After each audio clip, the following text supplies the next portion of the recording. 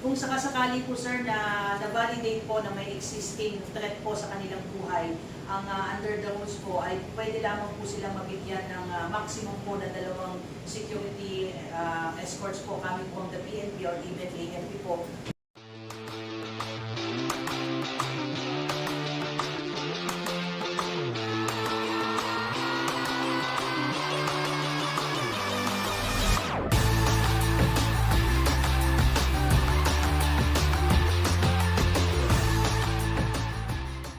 Sa Region 8, sa Region 9, at saka sa Region 12 po. At so far po, ang mga insidente po dyan ay 2 po yung shooting incidents, isa pong kaso ng unjust vexation, isa pong kaso ng stabbing, at isang kaso din po ng grave threat po. Ano po action taken po sa mga lugar na nagkaroon ng suspected? Particularly doon po tayo sa nangyari po dito sa Malabang at nagpadala na po tayo ng additional personnel po doon, mga around 150 na PNP personnel coming from the regional and provincial police maneuver force para po dagdagan yung ating local police doon. At ang purpose po noon is to maintain and ensure po yung peace and security doon sa area.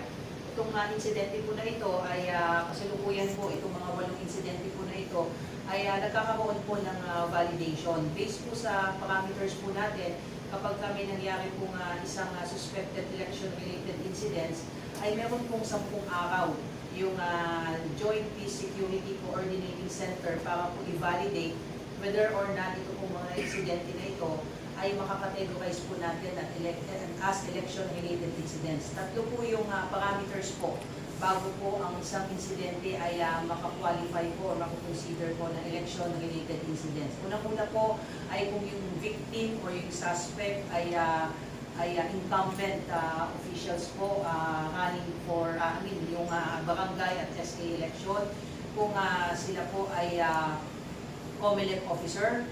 Ito po ay sila po ay direct members, family members po ng isang tumatakbong kandidato at sila po ay identified political supporters po ng kandidato. Dito po sa mga insidente po na ito ay yung mga particularly isa po yung na-validate na po natin as validated election-related incidents, particularly yung insidente po dyan po sa Libon, Albay.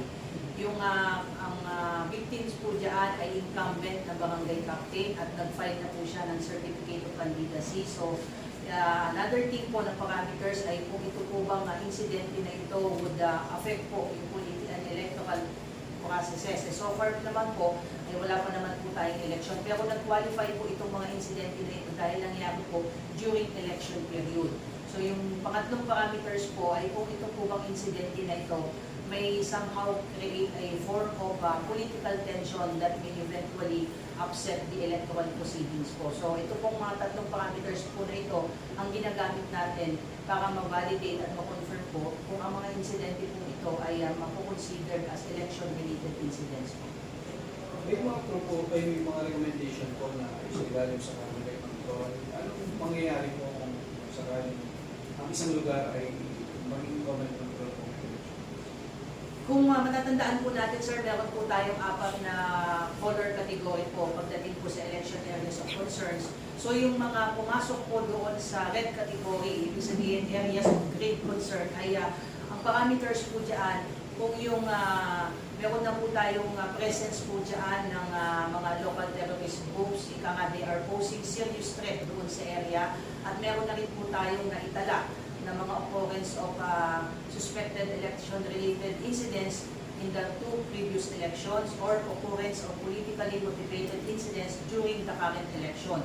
So kung ito po mga areas na ito ay papasok po dito sa red category, automatic po yun once ma-validate po na ito ay related sa election po yung incidente. Ang COMELEC po, motu proprio ay po pwede pong mag-declare na under COMELEC control na po itong area po na ito for purposes po ng additional deployment po ng troops from the PNP and ANP.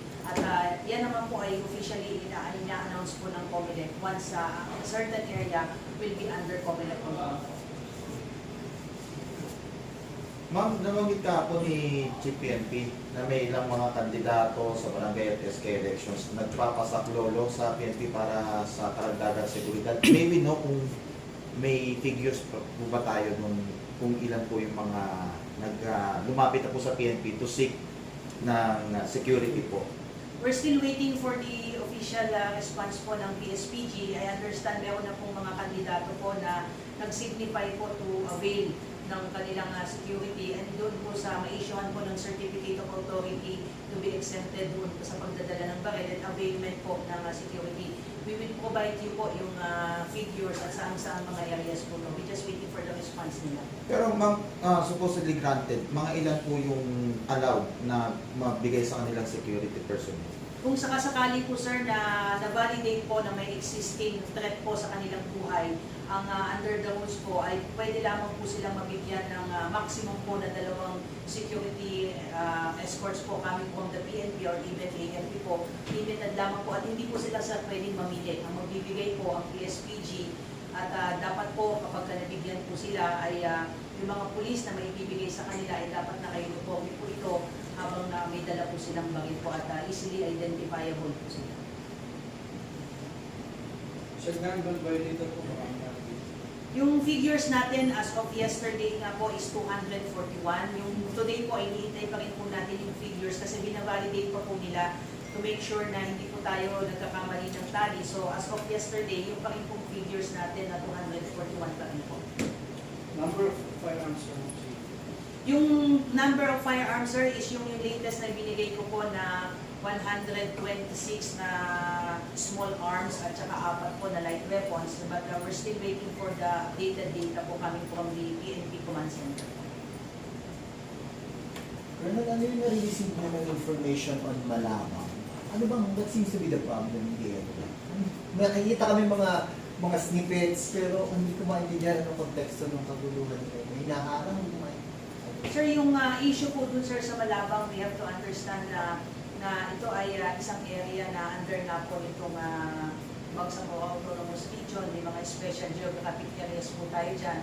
So may mga presence din po tayo dyan sir ng ilang mga minomonitor po natin mga threat po. So these are some of the factors na we are seriously considering in studying to make sure nga po na tama po yung nilalatag po nating deployment. That is the main reason sir na nag-convene po yung JPSCC dyan sa area na yan to make sure nga po na ma-identify nila yung mga threat and risk factor to make sure na itong electoral processes natin, particularly in that area po, ay hindi po maaapektuhan because of these reported incidents. Bagamat hindi pa nga po ito validated election-related incidents, hindi na natin sir iintayin na mag-escalate itong mga kaguluhan po na ito.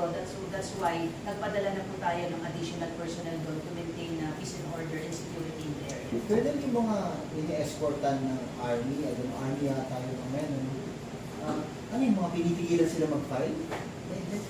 Di ba parang sa mga images na nakikita natin papunta sila sa public area, tapos may nangahara sa kanila, sinisecure naman sila ng mga uniform personnel.